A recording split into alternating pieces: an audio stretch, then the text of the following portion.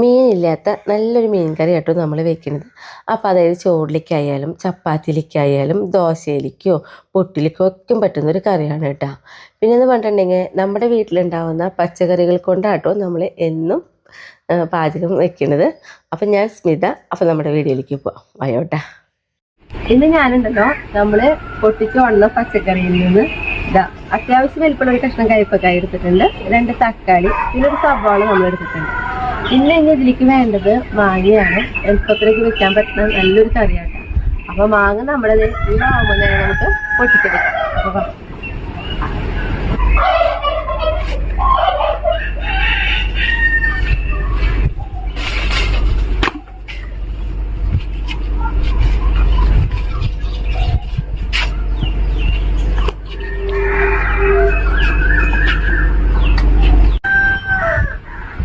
വേപ്പിലും പൊട്ടിക്കണ്ടായിരുന്നു, മാങ്ങ കഴുകി എടുത്തുട്ടാ. നമുക്കിതെല്ലാം എന്താ പറയാ നന്നായിട്ട് എടുക്കണം.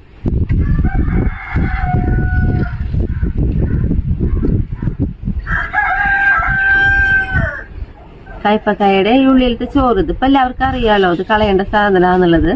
എങ്കിലും നമുക്ക് നല്ല ചെറിയ പാചകം പഠിക്കുന്ന കുട്ടികളൊക്കെ ഉണ്ടിട്ട് നമുക്ക്. അപ്പൊ അവര് പറയണേ, ചേച്ചി ഞങ്ങൾക്ക് എല്ലാം ക്ലിയർ ആക്കി തരണമെന്ന്.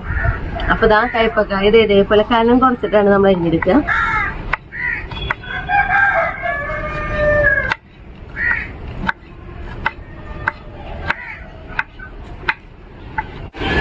ഇനി മാങ്ങ കേട്ടാ, മാങ്ങയുടെ തൊലി ചെത്തണം.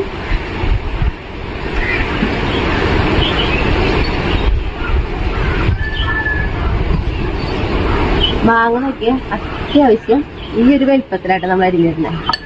അതായത് ഈ കറി നമ്മൾ പറയില്ലേ, മീനില്ലാണ്ട് മീൻ കറിയുടെ ടേസ്റ്റ് കിട്ടും ഈ കറി ഇങ്ങനെ വെച്ചിരുന്നു. സവാള നോക്കിയാൽ നമ്മള് ഈ ഒരു അളവിലാട്ടാ.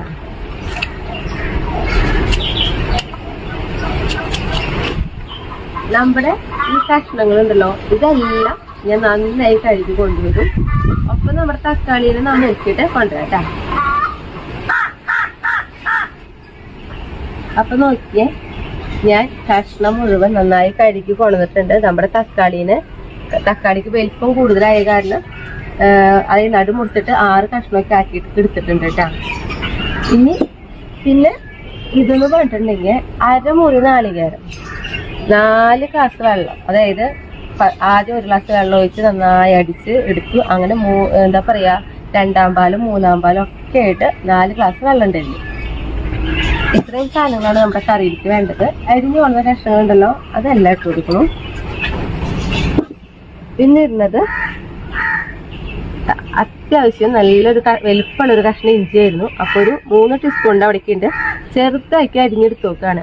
ഞാൻ ഇഞ്ചി ഉണ്ടല്ലോ ചെറുതാക്കി അരിഞ്ഞതിന്റെ കാരണം എന്ന് പറയുന്നത്, ഈ ഇഞ്ചി നമ്മൾ ഈ ചാറ് ഒഴിച്ച് കഴിക്കുമ്പോൾ നമ്മുടെ വയറ്റിലേക്ക് ചെന്നോളൂ. ചതച്ചിട്ടുണ്ടെങ്കിലേ നമ്മളത് എടുത്ത് കളയും. അപ്പൊ അതില്ലാതിരിക്കാൻ വേണ്ടിയിട്ടാ ഉണ്ണികളൊക്കെ അതാണ് ചെയ്യാറ്. ഇഞ്ചി വേഗം നീക്കി വെക്കും, അതേപോലെ വേപ്പില കിട്ടി അത് നീക്കി വെക്കും. അങ്ങനത്തെ സ്വഭാവമല്ല നമ്മുടെ ഉണ്ണികൾക്ക്. അപ്പൊ അതില്ലാതിരിക്കാൻ വേണ്ടിയിട്ടാണ്. പിന്നെ വെള്ളച്ചൂഞ്ഞൽ ഏത് മുളകായാലും കുഴപ്പമില്ല. ഞാനിത് 4 എണ്ണം എടുത്തിട്ടുണ്ട്. നടുമുറിച്ച് അതിട്ട് കൊടുക്കണം. പിന്നെ വേപ്പില,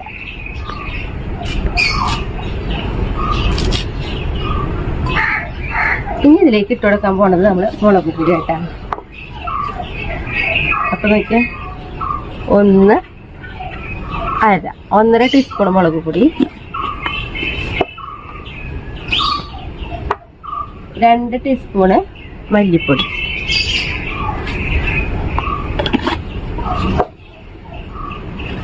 1/2 ടീസ്പൂൺ, അതായത് ചെറിയ ടീസ്പൂൺ കൊണ്ട് ഒരു 1/2 ടീസ്പൂൺ മഞ്ഞൾപ്പൊടി. ഇനി നമുക്കിതിലേക്ക് ഉപ്പും പൊടി ഇട്ട് കൊടുക്കാം കേട്ടോ. ഉപ്പും പൊടിയൊക്കെ നമുക്ക് ഇപ്പോൾ ആവശ്യത്തിന് ഇട്ട് കൊടുക്കാം. പിന്നീട് വേണമെങ്കിൽ നമുക്ക് ടേസ്റ്റ് ചെയ്തിട്ട് അപ്പം ഇട്ട് കൊടുത്താലും മതി കേട്ടോ. ഇനി നമുക്ക് നമ്മുടെ ഈ നാളികേരം പാലുണ്ടല്ലോ അത് ഉൾപ്പെടും. ഞാൻ ഈ പാത്രം കൂടി ഒന്ന് കഴുകിയെടുക്കുന്നുണ്ട്.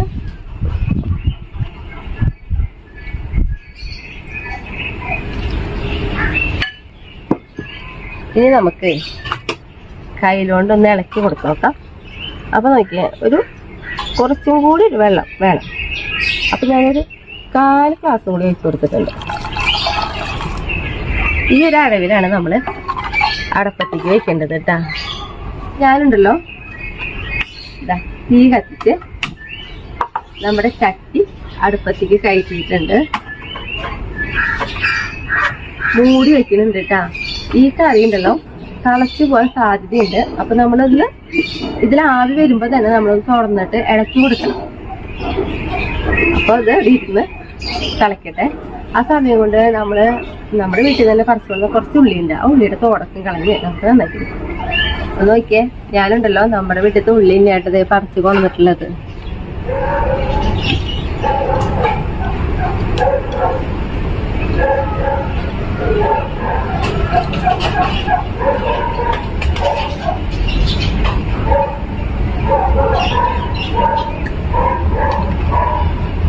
നമ്മുടെ ചട്ടിയുടെ സൈഡിൽ കൂടെ ആവി പോയി തുടങ്ങി, തണുത്ത് തുടങ്ങിയിട്ടുണ്ട് കേട്ടാ.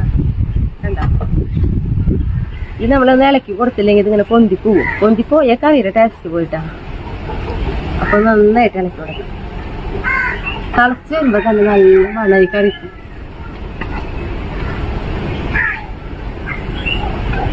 ഇളക്കി കൊടുത്ത് ഞാൻ എന്താ മൂടി വെച്ചിട്ടുണ്ട്.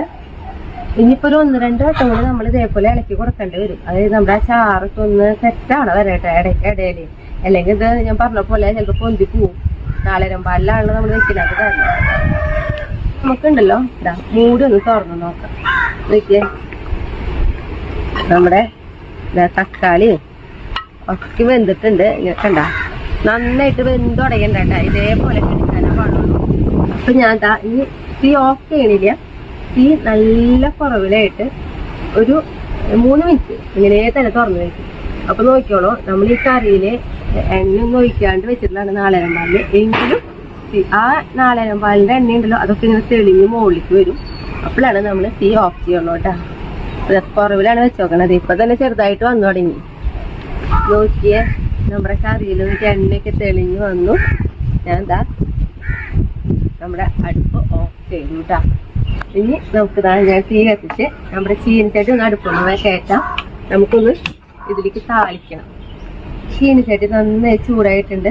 അതിലേക്ക് ഞാൻ 2 ടീസ്പൂണ് വെളിച്ചെണ്ണയാണ് ഒഴിച്ചു കൊടുക്കണേ. ഇനി ഉണ്ടല്ലോ ഈ വെളിച്ചെണ്ണ ഒന്ന് നന്നായി ചൂടാവട്ടെ. വെളിച്ചെണ്ണ നന്നായി ചൂടായി അതിലേക്ക് നമ്മൾ ഉള്ളിയാണ് കൊടുക്കുന്നത്. വട്ടത്തിലാട്ട ഞാൻ അരിഞ്ഞിട്ടുള്ളത്.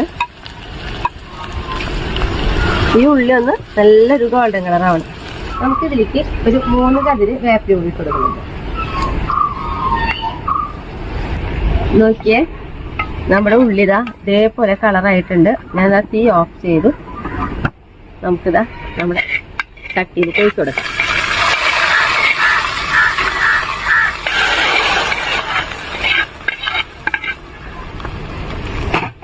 നോക്കി, നമ്മുടെ കറി റെഡിയായി. ഭയങ്കര രസമുള്ളൊരു കറിയാട്ടത്. ഇനി ടേസ്റ്റ് ചെയ്യാൻ വേണ്ടി ഞാൻ ചേട്ടനെ വിളിക്കട്ടെ.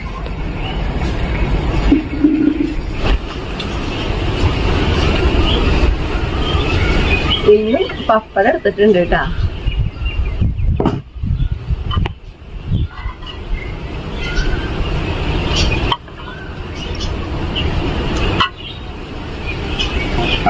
രസം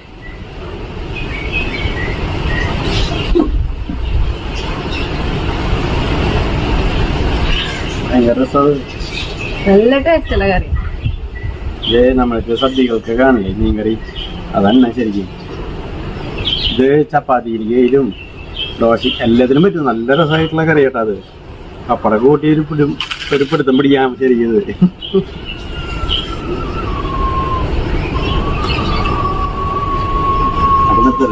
അപ്പൊ അടുത്ത ദിവസം അടുത്ത വീഡിയോ.